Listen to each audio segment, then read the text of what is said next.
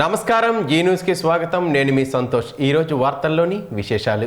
ఉత్తరాంధ్ర జిల్లా అభివృద్ధిలో కీలక పాత్ర పోషించే రహదారులకు మహర్దశ కల్పించాలని కేంద్ర పౌర విమానయాన శాఖ మంత్రి కింజరాపు రామ్మోహన్ నాయుడు కోరారు.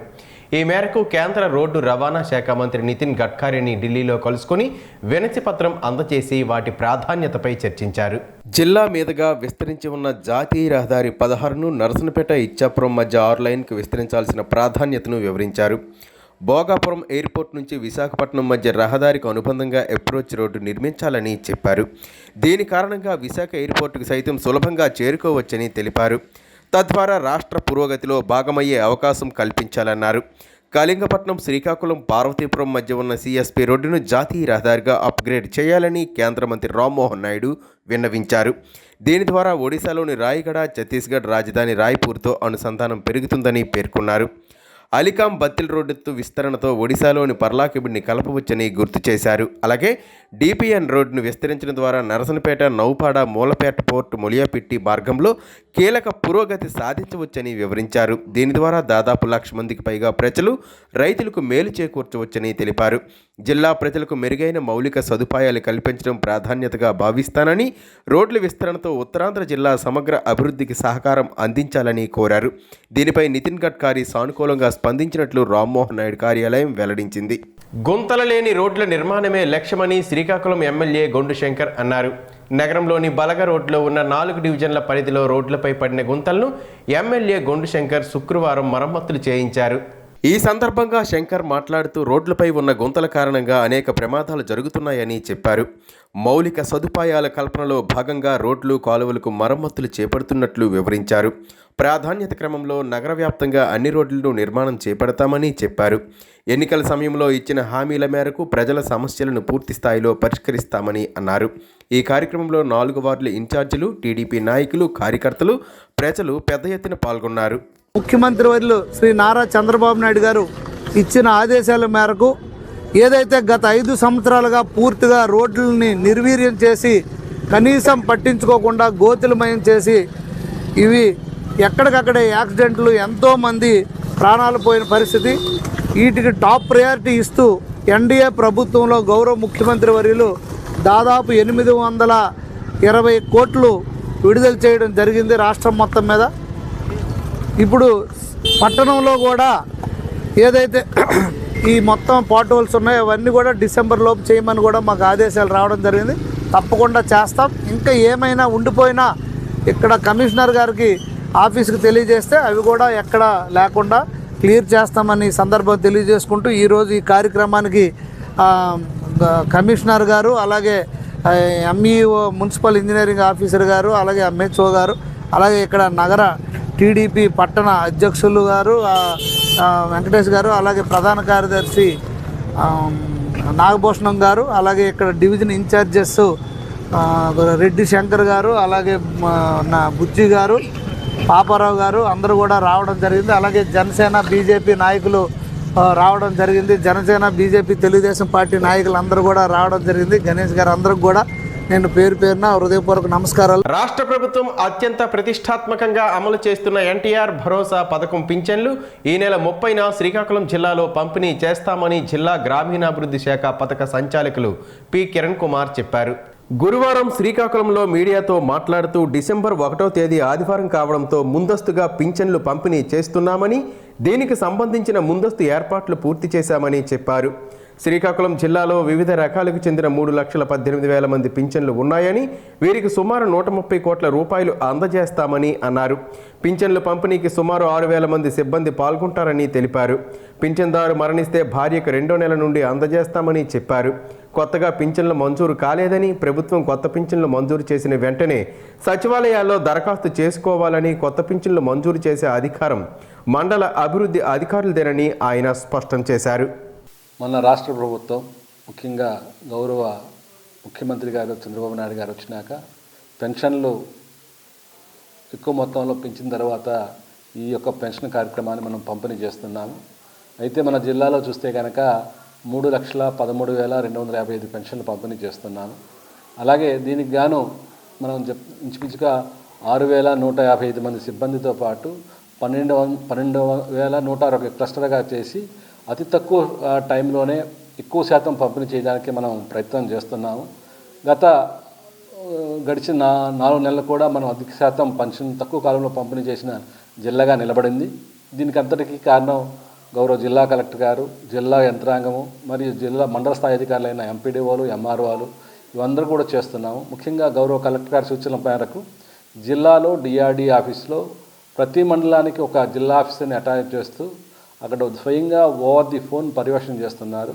అలాగే మండలాలకు వెళ్తే కనుక ఎంపీడీ ఆఫీస్లో కూడా కనీసం పంచాయతీకి క్లస్టర్కి ఒక 5 చొప్పున కంట్రోల్ రూమ్ పెట్టుకొని అవి కూడా పర్యవేక్షణ చేస్తున్నారు. ఈ యొక్క పర్యవేక్షణ వల్ల అతి తక్కువ టైంలోనే అధిక శాతం పంపిణీ కార్యక్రమం జరుగుతూ ఉంది. రాష్ట్ర వ్యాప్తంగా సూక్ష్మ చిన్న తరహా పరిశ్రమల సర్వే ప్రారంభమైంది. శ్రీకాకుళం మున్సిపల్ కార్పొరేషన్ పరిధిలో కమిషనర్ పివివిఎస్ ప్రసాద్ సారథ్యంలో నగరంలో సర్వే ప్రారంభించారు. చిన్నపాటి ఫాన్ షాప్ దగ్గర నుండి భారీ పరిశ్రమలతో వ్యాపారం చేసే ప్రతి ఒక్కరిని ఈ సర్వేలో గుర్తిస్తామని కమిషనర్ చెప్పారు. ఎంఎస్ఎంఈ సర్వే వల్ల వ్యాపార సామర్థ్యం పెరిగేందుకు విరిగా ప్రభుత్వ రంగ సంస్థలు, బ్యాంకులు పనిచేస్తాయని, రుణాలు ఇవ్వడానికి అవకాశం ఉంటుందని అన్నారు. శ్రీకాకుళం మున్సిపల్ కార్పొరేషన్ పరిధిలో గల అన్ని రకాల వ్యాపారులు సర్వేకు వస్తున్న సచివాలయ సిబ్బంది అడిగే ప్రశ్నలకు సమాధానాలు చెప్పి సంపూర్ణ సహకారాన్ని అందించాలని కమిషనర్ కోరారు. కేంద్ర రాష్ట్ర ప్రభుత్వాలు సూక్ష్మ చిన్న తరహా పరిశ్రమల అభివృద్ధికి అగ్రతాంబూలం ఇవ్వాలనే ఉద్దేశంతో ఈ సర్వే చేస్తున్నాయని అన్నారు. ఈ సర్వేలో దీనివల్ల ఏంటంటే వాళ్ళకి కొన్ని ఎంఎస్ఎంఈ వాళ్ళకి బెనిఫిట్స్ని కూడా ప్రభుత్వం ఇచ్చే ఉద్దేశంతోనే వాళ్ళకి మార్కెటింగ్ అసిస్టెన్స్ కానీ, ఇన్ఫ్రాస్ట్రక్చర్ కానీ ఇలా ఇవ్వడం ఉద్దేశంతోనే మనం ఆ డీటెయిల్స్ అన్నింటినీ కూడా తీసుకోవడం జరుగుతుంది. సో ఎంటర్ప్రెన్యూర్ డీటెయిల్, వాళ్ళ turn over detail, marketing details అన్నిటినీ కూడా మనం ఈ యాప్లో ఏదైతే మనకు ఒక 8 ఇవి ఉన్నాయి, ఆ 8 కాలమ్స్లో ఈ డేటా అంతటిని కూడా మనం ఫిల్ చేయడం జరుగుతుంది. దీనికి అందరూ సచివాలయ సిబ్బంది అందరినీ కూడా మనం వినియోగించుకొని ఈ ఎంఎస్ఎంఈ సర్వేని శ్రీకాకుళం టౌన్లో 100% కంప్లీట్ చేయాలని ఆదేశాలు ఇవ్వడం జరిగింది. దీని మీద ఈరోజే మనం గవర్నమెంట్ ఆదేశాల వ్యాప్తికి స్టార్ట్ చేయడం జరిగింది. రేపు ఒకటి పెన్షన్ డిస్ట్రిబ్యూషన్ కంప్లీట్ అయిన తర్వాత మిగతా మొత్తం అందరు సచివాలయ సిబ్బందితో కూడా యాజ్ పర్ టైం లైన్ వరకు మనం 100% కంప్లీట్ అనేది చేయడం జరుగుతుంది. సో నేను ఇక్కడ బిజినెస్ చేసుకునే ప్రతి ఒక్కరిని నేను చేస్తున్న రిక్వెస్ట్ ఏంటంటే, ఖచ్చితంగా మన ఎవరైతే సచివాలయ సిబ్బంది వస్తారో వాళ్ళు అడిగిన డేటా అంతా కూడా మీరు రెడీగా చేసుకుని ఇస్తే మనకి కంప్లీట్గా మీ యొక్క డేటా అంతా కూడా గవర్నమెంట్కి సబ్మిట్ చేయడం జరుగుతుంది. గవర్నమెంట్ నుంచి కావాల్సిన ఎస్టెన్స్ ఏదైతే ఉందో అది ఇవ్వడానికి కోసం గవర్నమెంట్ కూడా ఈ సర్వే అనేది చాలా ఉపయోగపడుతుంది. కాబట్టి ఖచ్చితంగా వ్యాపారస్తులు అందరూ కూడా మన సచివాలయ సిబ్బందికి సహకరించాలని కోరుతున్నాం. కుశాలపురం, తోటపాలెం పంచాయతీలను శ్రీకాకుళం కార్పొరేషన్లో విలీనం చేయొద్దని, పంచాయతీలుగానే ఉంచాలని బీజేపీ నాయకులు పైడి సాంబమూర్తి ప్రజాప్రతినిధులను, అధికారులను కోరారు. కుశాలపురం, తోటపాలెం గ్రామాలకు సంబంధించి గత 10 ఏళ్లుగా అభివృద్ధి అనేది కుంటుపడిందని అన్నారు. ఆయా గ్రామాలకు ఏ అభివృద్ధి కార్యక్రమాలు జరగడం లేదని స్థానిక ప్రజలు ఆవేదన వ్యక్తం చేస్తున్నారని పేర్కొన్నారు. ఇదే విషయాన్ని Etcherla MLA N Eswararao, Srikakulam MLA Gondu Shankarrao, municipal corporation commissioner P V V D ప్రసాదరావులకు విన్నవిస్తూ వినతి పత్రాలను అందజేసినట్లు చెప్పారు. గత 4 ఏళ్లుగా ఉపాధి పనులు లేక పేద, మధ్యతరగతి వారు చాలా ఇబ్బంది పడుతున్నారని, ఇంటి పనులు కూడా కట్టలేమని వివరించారు. కార్పొరేషన్లో తమ గ్రామాల విలీనం విషయంలో ప్రభుత్వం పునరాలోచన చేయాలని పైడి సాంబమూర్తి విజ్ఞప్తి చేశారు. ఈ 5 పంచాయతీలను శ్రీకాకుళం కార్పొరేషన్లో కలుపుకొని మా 2 పంచాయతీలను విలీనం కాకుండా చూడాలని గౌరవ ఎచ్చెర్ల ఎమ్మెల్యే శ్రీ ఎన్ఏఆర్ గారికి మెమోరాండం ఇవ్వడం అయింది. ఆయన కూడా నారాయణ మినిస్టర్ గారితో మాట్లాడి సానుకూలంగా స్పందించారు. ఈరోజు ఉదయం శ్రీకాకుళం గౌరవ ఎమ్మెల్యే గొండు శంకర్రావు గారు కూడా వినతిపత్రం ఇవ్వడం జరిగింది. ఆయన కూడా అలాగే కంపల్సరిగా మీ 2 పంచాయతీలు విడిచిపెడతామని చెప్పారు. కాబట్టి మాకు పంచాయతీగా విడిచిపెట్టాలని మేము కోరుకుంటున్నాము. ఎన్ఆర్జీఎస్సీ పనులు లేక చాలామంది ఇబ్బంది పడుతున్నారు. మా కుశాలపురం గ్రామంలో 950 నుంచి 1100 కార్డులు ఉన్నాయి. అందరూ రైతు కూలీలు, బీదవాళ్ళే. ఇంటి పన్నులు కట్టమని ఒత్తిడి చేస్తున్నారు. కాబట్టి మున్సిపల్ కమిషనర్ గారు ఈరోజు మెమోరాండం ఇవ్వడం జరిగింది. మాది కార్పొరేషనా పంచాయతీ తేలే వరకు మేము పన్నులు కూడా కట్టలేము అని చెప్పాము. మున్సిపల్ కమిషనర్ గారు కూడా అలాగే అన్నారు. ఎమ్మెల్యే గారు కూడా కమిషనర్ గారు చెప్పారు. కాబట్టి మా పంచాయతీ అభివృద్ధి లేక కుంటుపడింది. కాబట్టి అందరూ పెద్దలు కలుగు చేసుకుని మా పంచాయతీని అభివృద్ధి చేయాలని కోరుకుంటున్నాం. జై శ్రీరామ్.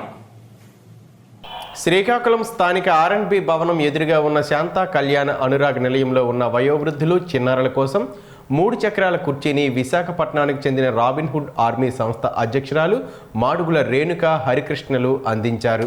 అనురాగ నిలయం ప్రతినిధి పక్కే లలిత జగ్గు మహంత ఆశలకు శ్రీకాకుళం రాబిన్హుడ్ ఆర్మీ సభ్యులు నంది ఉమాశంకర్ అభినందించారు. అనంతరం అనురాగ నిలయం ప్రతినిధులు మాట్లాడుతూ ఇక్కడ ఆశ్రయం పొందుతున్న వయోవృద్ధులు చిన్నారులు అనారోగ్య బారిన పడుతున్నప్పుడు వైద్యశాలకు తరలించడంలో ఇబ్బందులు ఎదురవుతున్నాయని, ఇప్పుడు అందించిన చక్రాల కుర్చీ వీరికి ఎంతో ఉపయోగకరమని అన్నారు. చక్రాల కుర్చీని అందించిన రాబిన్హుడ్ సంస్థ సభ్యులకు వృద్ధులు చిన్నారులు అనురాగ నిలయ ప్రతినిధులు ప్రత్యేక ధన్యవాదాలు తెలిపారు. ఇందులో భాగంగా రాబిన్హుడ్ ఆర్మీ సంస్థ అధ్యక్షురాలు మాడుగుల రేణుక మాట్లాడుతూ హైదరాబాదుకు చెందిన ఐబిఎం అండ్ గుడేరా సంస్థలు ఈ చక్రాల కుర్చీలను అందించి సహకరించారని, అందుకు వారికి ప్రత్యేక కృతజ్ఞతలు తెలిపారు. ఈ కార్యక్రమంలో అనురాగ నిలయం వార్డెన్ పక్కి లలిత జగ్గు మహంత ఆశ వృద్ధులు చిన్నారులు రాబిన్హుడ్ ఆర్మీ శ్రీకాకుళం సభ్యులు నంది ఉమాశంకర్ తదితరులు పాల్గొన్నారు.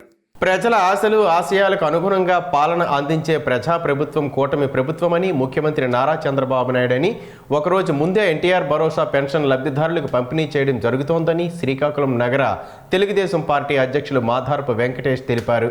డిసెంబర్ 1 ఆదివారం అయినందున ఒకరోజు ముందుగానే నవంబర్ 30న ఉదయం 5 గంటల నుండే ఎన్టీఆర్ భరోసా పెన్షన్ లబ్ధిదారులకు పెన్షన్ పంపిణీ కార్యక్రమం అందించడం జరుగుతుందని పెన్షన్ లబ్ధిదారులందరూ గమనించాలని వెంకటేష్ అన్నారు. కూటమి ప్రభుత్వం ముఖ్యమంత్రి నారా చంద్రబాబు నాయుడు నాయకత్వంలో రాష్ట్ర ప్రజల ఆశలకు ఆకాంక్షలకు అండగా నిలుస్తూ శ్రమిస్తూ పనిచేస్తుందన్నారు. గత వైసీపీ పాలనలో పెన్షన్స్ ఒక నెల తీసుకోకపోతే వెంటనే రద్దు చేసేవారిని, కానీ ఇప్పుడు కూటమి ప్రభుత్వం ముఖ్యమంత్రి నారా చంద్రబాబు నాయుడు నాయకత్వంలో అన్ని వర్గాల వారు ఆనందంగా ఉండాలనే తలంపుతో, ముఖ్యంగా పెద్దవారు పేదలు సంతోషంగా ఉండాలనే గొప్ప సంకల్పంతో 2 నెలలు ఫంక్షన్స్ తీసుకోకపోయినా ఆ 2 నెలలు కలిపి 3వ నెలలో పెన్షన్స్ అందుకునే అద్భుతమైన అవకాశం పెన్షన్ల లబ్ధిదారులకు కల్పించిందని చెప్పారు. 3 విడతలు చేశారు.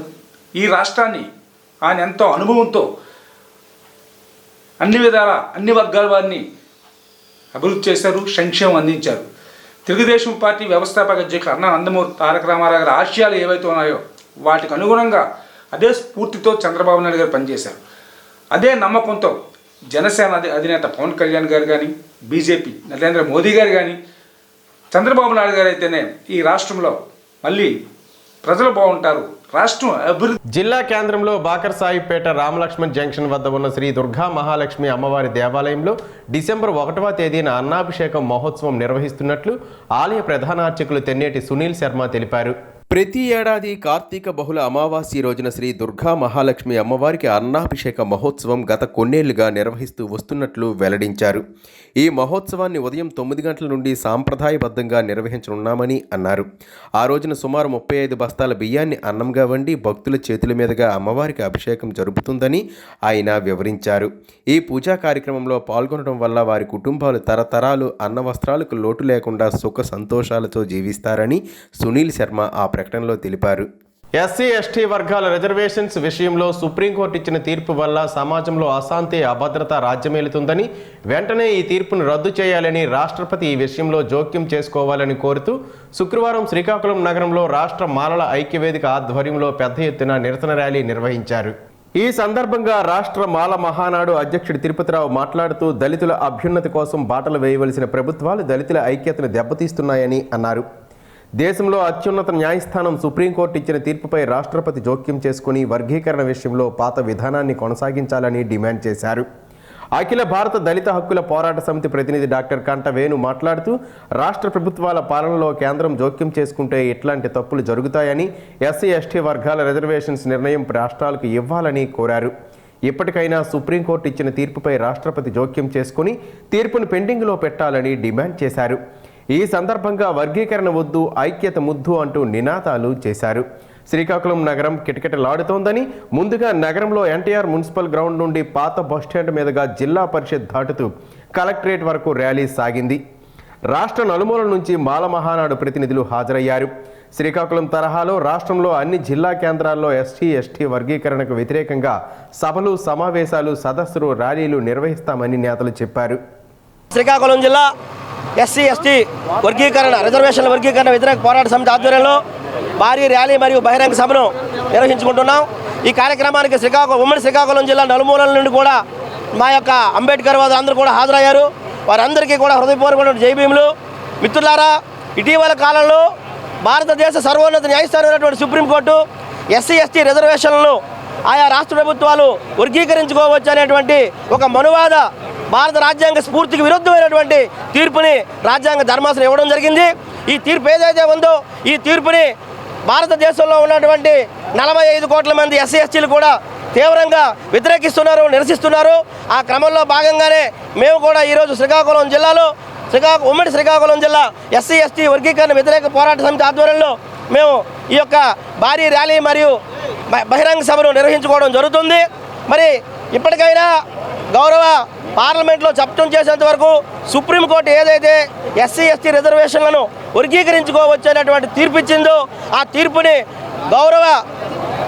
గౌరవ రాష్ట్రపతి గారు కలుగు చేసుకొని ఈ తీర్పుని బేషరతుగా నిలుపుదల చేయాలని చెప్పి శ్రీకాకుళం జిల్లా ఎస్సీ ఎస్టీ రిజర్వేషన్ల వర్గీకరణ వ్యతిరేక పోరాట సమితి తరపున పత్రికాముఖంగా నేను డిమాండ్ చేస్తున్నాను. జై భీమ్, జై భారత్. రాజాం నియోజకవర్గం ఎమ్మెల్యే కొండ్రు మురళీమోహన్ శుక్రవారం రాజాం బస్టాండ్లో రాజాం బలిజిపేట నూతన పల్లె వెలుగు బస్సును ప్రారంభించి ఎమ్మెల్యే స్వయంగా బస్సును నడిపారు. నూతన పల్లె వెలుగు బస్సు ప్రారంభించడం పట్ల ప్రయాణికులు ఎమ్మెల్యేకు అభినందనలు తెలిపి హర్షం వ్యక్తం చేశారు. అనంతరం 80 లక్షల రూపాయలతో మంజూరైన కొఠారీపురం రోడ్డుకు బొద్దం వద్ద రోడ్డుకు నాయకులతో కలిసి శంకుస్థాపన చేశారు. అలాగే రాజా మండలం గారా చీపురుపల్లి వద్ద 4 ఎకరాల విస్తీర్ణంలో ఉన్న డంపింగ్ యార్డును పరిశీలించి కోకోనట్ మిషన్ ప్లాస్టిక్ బాయిలింగ్ మిషన్ను ప్రారంభించారు. ఈ కార్యక్రమం అనంతరం కొండ్రు మీడియాతో మాట్లాడుతూ కూటమి ప్రభుత్వం అధికారంలోకి వచ్చిన అనతి కాలంలోనే రాజాం నియోజకవర్గంలో 60 కోట్ల రూపాయలతో అభివృద్ధి కార్యక్రమాలకు శ్రీకారం చుట్టానన్నారు. 121 పంచాయతీల్లో కాలువలు, సిమెంట్ రోడ్ల పనులు శరవేగంతో జరుగుతున్నాయని అన్నారు. 4 కోట్ల రూపాయలతో నియోజకవర్గంలో గుంతల రోడ్లు పూడ్చే కార్యక్రమం ప్రారంభించామన్నారు. గత ప్రభుత్వ నిర్లక్ష్యంతో మెయిన్ రోడ్డు పనులు కనీసం అభివృద్ధి చేయలేకపోయారన్నారు. నేడు కూటమి ప్రభుత్వం వచ్చిన వెంటనే 6 కోట్ల రూపాయల నిధులు మంజూరు చేసి మెయిన్ రోడ్డు నిర్మాణ పనులు వేగవంతంగా చేస్తూ మరో 6 కోట్ల రూపాయలు త్వరలో సీఎం చంద్రబాబు మంజూరు చేస్తారని చెప్పారు. 6 మాసాల్లో రాజాం నియోజకవర్గంలో ఇప్పటికే ఒక 50 నుంచి 60 కోట్ల రూపాయలతో మరి డెవలప్మెంట్ కార్యక్రమాలు ప్రారంభించాం. రాజాంలో మెయిన్ రోడ్డు కానీ లేకపోతే ప్రతి గ్రామంలో 121 పంచాయతీల్లో కూడా ఈరోజు మరి కాలువలు అదేవిధంగా సిమెంట్ రోడ్లు జరుగుతున్నాయి. అలాగే 4 కోట్ల రూపాయలతో ఆర్ఎన్బికి సంబంధించిన ఎక్కడైతే రోడ్లు పాడయ్యావో అవన్నీ కూడా ఈరోజు టెండర్లు పిలిచాం, పనులు ప్రారంభమయ్యాయి. అదేవిధంగా మరి రాజాంకి ఎప్పటి నుంచో ఇబ్బంది పడుతున్న ఎంతోమంది చనిపోయిన కాళ్ళు ఇరిగిన మెయిన్ రోడ్డు కూడా ఇప్పుడు ప్రారంభమైంది. 6 కోట్ల రూపాయలు శాంక్షన్ చేస్తాం. 6 రూపాయలు కూడా మరి త్వరలో కాంట్రాక్ట్ ఇవ్వడం జరుగుతుంది. అదేవిధంగా ఈరోజు మరి ఎన్ఆర్జీసీ కార్యక్రమంలోనే మరి రోడ్లు మరి బీటీ రోడ్లు కానీ లేకపోతే సీసీ రోడ్లు వేసుకోవడం జరుగుతుంది. నరసన్నపేటలోని త్రిష హోండా అంటే స్థానికుల్లో మంచి గుర్తింపు ఉందని, ఈ గుర్తింపు పేరును ఇలాగే కొనసాగాలంటే కస్టమర్లకు మంచి సేవలు మరింతగా అందించాలని హోండా కంపెనీ రాష్ట్ర ఇన్ఛార్జ్ శరత్ ఉండ్రే తెలిపారు. అధునాతన సాంకేతికతను జోడిస్తూ కస్టమర్లకు మెరుగైన సేవలు అందించేందుకు గాను Trisha Honda showroom sales service సెంటర్ని ఈరోజు హోండా కంపెనీ రాష్ట్ర incharge Sharath Undre, area manager Manjunath Patil స్థానిక త్రిష హోండా ఎండీ డిఎన్ రావుతో కలిసి రిబ్బన్ కట్ చేసి జ్యోతి ప్రజ్వలనతో లాంఛనంగా ప్రారంభించారు. ఈ సందర్భంగా ఏర్పాటు చేసిన సమావేశంలో కస్టమర్లను ఉద్దేశించి రాష్ట్ర బాధ్యులు శరత్ ఉండ్రే మాట్లాడుతూ నరసన్నపేటలో త్రిష హోండా నెంబర్ 1 స్థానంలో నిలవడానికి కస్టమర్లకు అనుగుణంగా సేవలు అందించడంతో పాటు వారు కోరుకున్న ఫీచర్స్ను అందివ్వడమేనని చెప్పారు. నిన్నటి వేళ బెంగళూరు యాక్టివా అనే ఎలక్ట్రికల్ ద్విచక్ర వాహనాన్ని లాంచ్ చేయడం జరిగిందని, త్వరలో 2-3 నెలల్లో ఇక్కడ అందుబాటులో ఉంచుతామని అన్నారు. ఏరియా మేనేజర్ మంజునాథ్ మాట్లాడుతూ నరసన్పేటలో నెంబర్ 1గా త్రిష హోండా సేవలు అందివ్వడంతో సేల్స్లో కూడా ముందుంటుందని, టీం వర్క్ వల్లనే సాధ్యపడిందని చెప్పారు. స్థానిక త్రిష హోండా ఎండీ డిఎన్ రావు మాట్లాడుతూ గత 12 ఏళ్లుగా నరసన్పేటలో త్రిష హోండా ద్వారా కస్టమర్లకు మంచి సేవలు అందిస్తున్నట్లు చెప్పారు. ఈ షోరూంలో సర్వీస్, సేల్స్, స్పేర్స్ విభాగాలను ప్రారంభించినట్లు అన్నారు. ఈ కార్యక్రమంలో మేనేజర్ హరిబాబు, సిబ్బంది, కస్టమర్లు తదితరులు పాల్గొన్నారు. ఇక్కడ శ్రీకాకుళం జిల్లాలో 2011 సంవత్సరం నుంచి ఉన్నది. వేళకి మనం ఇంచుమించు 14 సంవత్సరాలు కంప్లీట్ చేసుకున్నాం. మనకి హైవే పొడుగున అంటే నరసన్పేట, టెక్కలి, పలాస, సోంపేట, ఇచ్చాపురం మరియు రణస్థలంలో బ్రాంచ్లు ఉన్నాయి. ఇప్పుడు ఇక్కడ ఏదైతే మనం లొకేషన్ నరసన్పేటలో ఉన్నామో ఇది త్రిష హోండా వారి సిఐ నామ్స్ కొత్తగా మారిని. దాని అనుగుణంగా మొత్తం మార్పులు చేర్పులు చేసి కస్టమర్కి మరింత సదుపాయంగా మరింత ఈజీ యాక్సెస్ తోటి కూర్చోవడానికి కానీ ఒకవేళ వెహికల్స్ డెలివరీకి కానీ అన్నిటికీ కానీ ఎంతో సదుపాయంగా ఉండేలాగా ఈ లొకేషన్స్ ప్లాన్ చేయడం జరిగింది. ఏదైతే లొకేషన్ మనం ఉన్నామో నర్సన్పేట మెయిన్ రోడ్, ఇది సర్వీస్ సెంటర్, సేల్స్ కూడా మెయిన్ రోడ్ మీద ఉంది.